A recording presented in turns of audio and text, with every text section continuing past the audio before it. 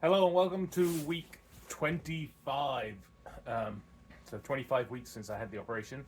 Um, and the check-in weight today is, let's put it 287 pounds, which is 2 pounds since last week's check-in, which is now a total, I think, of 117 pounds.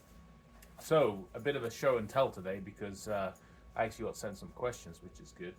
But before I start that, people always like to see how far you come. So this is kind of like what I'll go out with when I walk the dog each day. So it starts off with my old jacket, which actually has quite a lot of room in it. But underneath that jacket, I then have another jacket because you can never have too many jackets, right? And then almost stuck in it. Underneath that jacket is another jacket. So hopefully I'm not going to get too cold. And then under there I've got my scarf and my sweater. So jumper for people back home. So that was just a bit of fun that I did with my sister the other day when she was surprised I was wearing a scarf, which actually a scarf gets worn most of the time now. So one of the questions today was what is kind of like my daily routine for what I eat, things like that. So I can actually tell you. Pretty much starts every morning with a high protein yogurt because the thing I have to do is get 80 grams of protein a day. So I like Oikos. They don't have the weird aftertaste that some high protein yogurts have.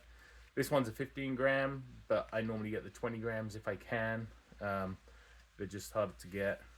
One thing about all these high protein foods is none of them are cheap. They're all silly expensive compared to regular ones. So typically in the morning, start off with a 15 or 20 gram yogurt. Mid-morning before lunch, I will probably have what's called a Built bar. These are high protein bars, and these ones are good in that they don't taste like shit, which lots of them do, but they have 15 grams of protein. They have less than 10 grams of fat, 10 grams of sugar, which is the key thing on any kind of meal that you want to aim for. But make sure you get the chunk. The other ones taste like all other protein bars, disgusting. But the chunk ones are actually pretty tasty, and they have like a little bit of crunch, which is the chunk, which is good. So they have some kind of texture. They don't really taste like chocolate, I don't think, because I'll get to chocolate in a minute with another question. And then for lunch, I'll have, you remember the little containers? I'll have one of those that's typically like something like a cottage pie or a chicken curry, something that's made with protein in it.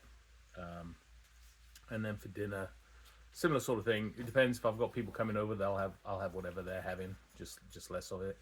But the focus is getting the 80 grams of protein a day. And if for some reason I'm out and about and not going to get the same amount of protein a day, these things, which are Core Power, these are really high protein. These are 42 grams of protein.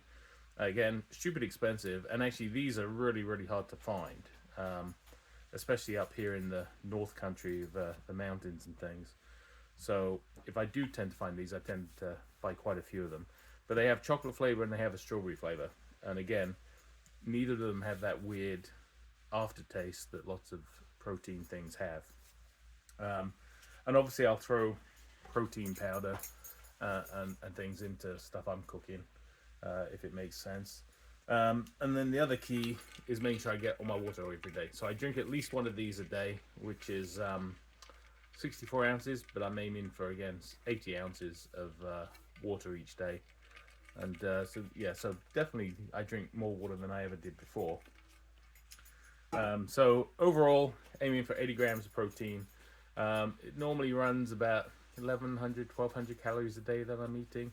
I don't track it as much as I was at the beginning because I kind of know what I'm eating now. So I don't log everything I eat. But I'm still within the range that's been specified. The key thing that I got from the binder and the nutritionist is less than 10 grams of fat, less than 10 grams of sugar, and as much protein as you can get, and preferably less than, I think it's 100 or so calories. And that's one thing actually about this Core Power. That's actually quite a lot of calories, but as I said, I don't drink one of these every day. I'll drink that if I don't think I'm going to get my protein for the day. So the other question I got was, are there any foods that I now like that I didn't like before? So far, the answer to that would be no. I can. There's only one food that I've tried that I didn't like before, and I think I don't like it as much psychologically as it is the taste, and that's mushrooms. Um, so yeah, still don't like mushrooms. Don't think I ever will. And for those that don't know, one of my first ever jobs was a mushroom picker, and yeah, just yeah, I don't really ever want to eat mushrooms, partly because of that, but also I just don't like the texture. Um, there are foods, well, I say food, that I've tried that I really detest now, and I wasn't particularly a big fan of them before. Um, and that's actually something like a piece of chocolate. Somebody offered me a piece of chocolate the other day, and I had to spit it out. I just didn't like it at all. So that was interesting. Whereas before, I could happily never eat chocolate in my life ever again. Um, and so that was interesting. But the reason why I said the built chunk and the core power thing don't taste like chocolate is they don't taste like a piece of chocolate anyway. So I can actually eat those without the same disgust. So yeah, hopefully that's the answer to questions. I'm not exactly an adventurous eater, so I can't think of anything that I've tried that I didn't like before. I'll have to think about that and maybe think about trying something that I didn't like before. But anyway, so yeah, so that's the check-in for today. 287, 117 pounds, and all going good. So thank you.